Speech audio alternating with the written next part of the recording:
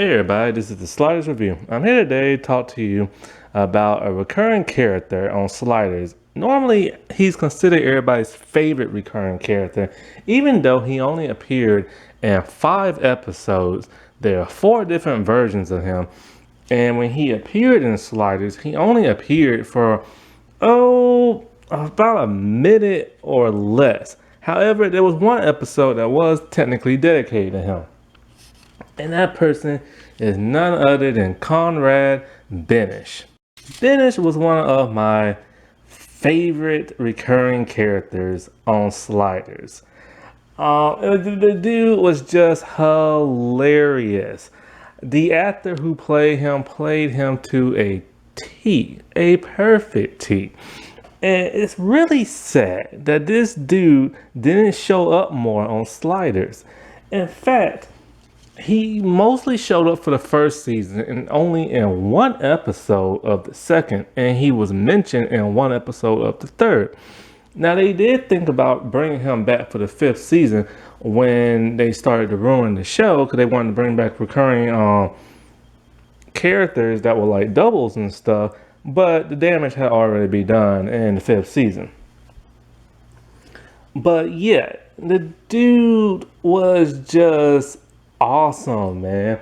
Like, he had this stereotypical like California surfer dude like accent, you know, the kind you always saw in like the 90s, especially on Saturday mornings, actually Saturday afternoons on NBC. Y'all remember those days, right? It's like after your Saturday morning cartoons were done with, then came all the teen like comedy drama stuff from NBC, like Saved by the Bell, California Dreams, Hang Time, that one Malibu show. Oh, I tell you, those were the days back then.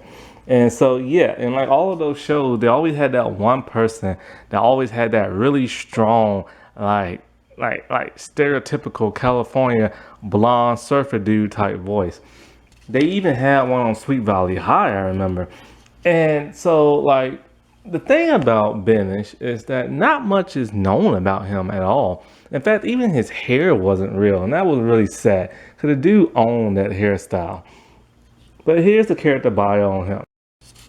He's friends with Quinn Mallory, and they both go to the same university, and they both attend the same class with Professor Arturo. Now, Bennish has never ever met Wade, and of course, he's never ever met Rembrandt. Now, in the pilot episode, when we first see him, he's in class and he's kind of like dozing off, not really like paying attention. And the professor talking about some like chemical theory or something like that, and or equation or something. He gave him something. It had a U in. I think it was like U4. And he's like, U4, Mr. Bennish, not U2. And Mr. Bennish was like, ha, and stuff. And it was just like so cool. And then like, so he speaks a little bit in the pilot, and that's about it. We don't know anything about him in the pilot other than like he has this rocker vibe to him. Now the thing about him is that he is a bit of one of those like alternative type people, you know? He's a bit of a hipster, a bit of a rock and roller, some slight grunge to him, you know? He has like all that. Then we see him in the second episode, not the second episode that aired on TV, but the original second episode, Summer of Love, that got aired out of order. And so the FBI knocked on his apartment door, and they ask him like about like Quinn Mallory. First, he thinks they're there to bust him for this bong that he bought. So we know he smokes weed. And so like they show him the video of like Quinn talking about sliding technology. He's down in Quinn's basement. He's playing with all of Quinn's like electrical stuff, like having a good time, like a little airhead. And the FBI lady literally thinks he's an airhead and surprised to think that he's a genius. And then so when he watches the video, he's like, whoa, and everything, because like he realizes what Quinn did and he couldn't believe it. So then he says some type of like scientific thing, and then so the FBI wants to know, what is he talking about? What is he talking about? Like, what is this bridge thing that he crossed? And Bennish is all like, if he crossed the bridge, man, then he's not someplace, he's somewhere. He's on a parallel earth, dude. And then so like It ends like that. And then in that same episode, we see another version. This is now Bennish double. His double is clean shaven, no goatee. His hair is completely cut. And the professor's like, oh my God, I can see his ears. Now this Bennish is a card-carrying Republican. And he is pro-war. And the war that's going on in that world is America versus the Australians. And he just wants to blow up a couple of Aussies. And so that's all we see of him in that episode.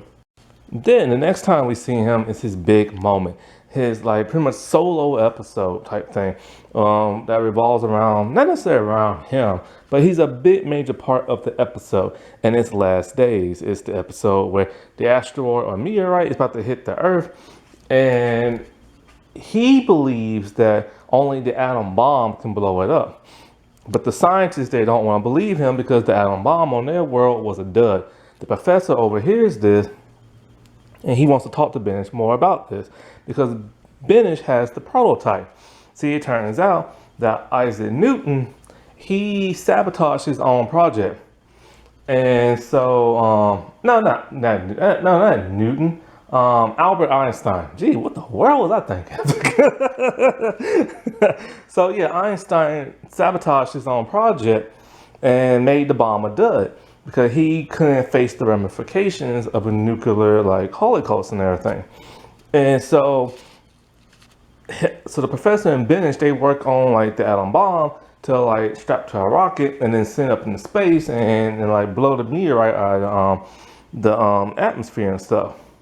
Now this Bennish is a little bit more aggressive. He's still the same way he is on Earth Prime, but he's more aggressive. He's more blunt. He's a bit rude. He's a bit arrogant. And he's becoming a bit powerful now that he has nuclear capabilities. Now, like he wants to like become rich and famous. That's like his main goal. And he wants all the credit for himself. And the thing is, he feels nobody can stop him because now he has the atom bomb. And we see at the end of the episode where he literally talks about like he spins the globe around and you know, there's no telling what he's gonna do. So that's the last we see of him in season 1. Now also in that episode, he hits on Wade, but she's not impressed. And I think he takes a licorice and he licks it and he gives it to her so she can cherish it. Ew. Then we see him again in season 2, Invasion. And so we don't first see him, we hear him. When the professor and the other sliders were captive, he was talking to the professor and he was telling him more about the Chromax. And the professor thought he was just trying to scare him. Well, he was telling the professor that, you know, the Chromat likes to eat human eyes and everything. The professor doesn't believe him. Well, when the sliders escape, Wade decides she's going to free Bennish. She don't really know who it is. And so when she frees him, for some reason, he freaks out. He's afraid that if he gets recaptured, then the Chromats will either kill him or probably just, you know, kill him. So he freaks out and he tells the guards. When we see him, his eyes have been completely removed and there are scars around it. And like, you know, that is literally the end that we see him. Now that Bennish that was in prison, that was from another world, at least so we think, because the Chromats had never been to Earth Prime yet. So we don't know what had happened to the real Bennish. We've never seen him again. He was never in the 3rd season, never in the 4th, and never in the 5th. It would have been great to bring him back because he was such a great character. It would have been cool for him to even have his own spinoff. He was a great addition to season 1 when it was all about comedy and stuff. Anyways, I shall talk to you later.